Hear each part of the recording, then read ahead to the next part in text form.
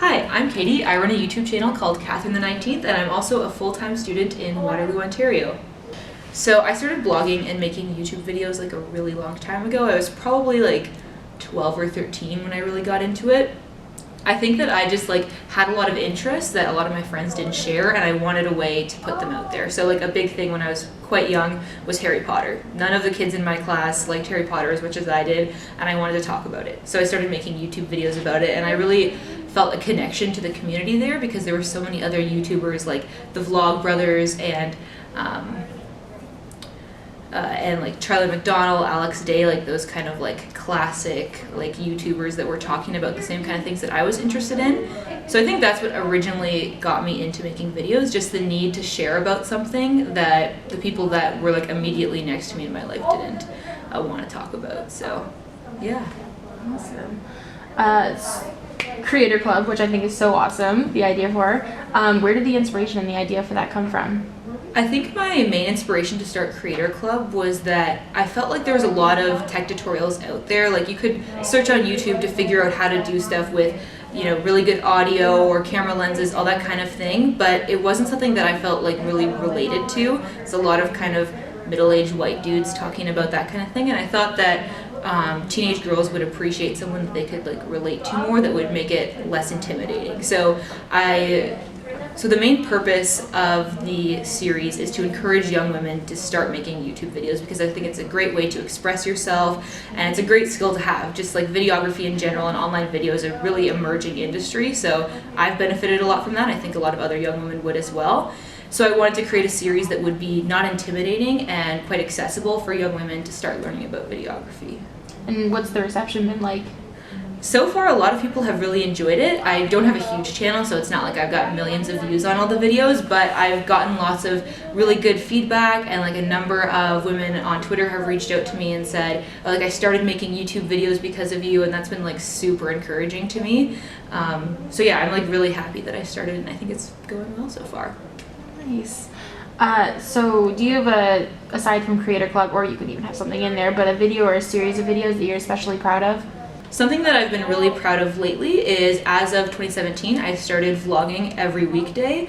So that's been a challenge, but also something that I've really enjoyed. So I make a vlog 5 days a week, which I've never created content at that rate before, and I'm really happy that I've been able to keep it up this long, even though it's not even February yet, but it's still quite a number of videos that I've made, and I'm really proud of how they've come out and how much my editing skills have improved since then. So just my daily vlogs is a series that I've been really happy with. Yeah, and that takes a large toll on your day in your life.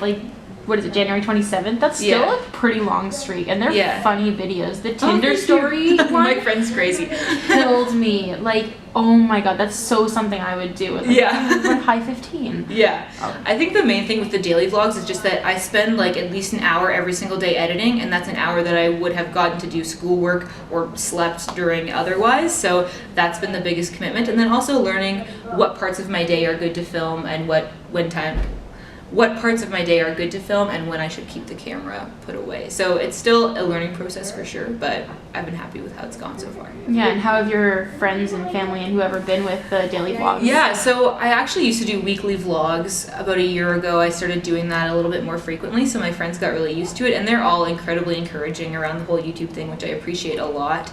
So they're so cool with it. They're always happy to be on camera, and if I want to feature them, them telling a story or something, they're always happy to do it. So that's been really useful to me, because I think it would be really challenging if I had people around me that weren't encouraging about it. It would be a lot easier just to keep the camera put away. Yeah, I totally get that. So what I saw a couple of days ago, you were filming a project and you were it's super secret, something like that. So I want to ask, what projects are you working on right now, and what's next for Katherine the 19th as a whole? So a series that I'm working on now, it's actually still unnamed. I'm trying to come up with the perfect name to capture it, but it's going to be a docu-series for my YouTube channel that focuses on women creative entrepreneurs. So I'm reaching out to different women that I found online or in person who have a small business that they run that has some component of creativity in it. So the first one that I was working on that I mentioned in a recent vlog is with my friend Katie, who runs a small business as an Arbonne consultant. So she does a lot of network marketing and social media work, and so I interviewed her about that. So that episode will be coming out soon, but I'm hoping to reach out to a wide array of women in different creative fields doing different kinds of businesses. And my main purpose with this is just to showcase all the different ways that women can use their creativity to run a business. And it's an area that I'm really passionate about myself. I'm really interested in entrepreneurship and obviously creativity, so I'm really excited to feature different women in that way. What advice would you give to young women who are looking to get into content creation? I think one of my biggest pieces of advice that I would give to young women who are looking to get into content creation, especially video content creation, is just to have as much confidence as possible. I think one of the major things that has held me back has just been not being confident enough in myself to put up that video that I've been working on, or to reach out to that person that I really want to work with.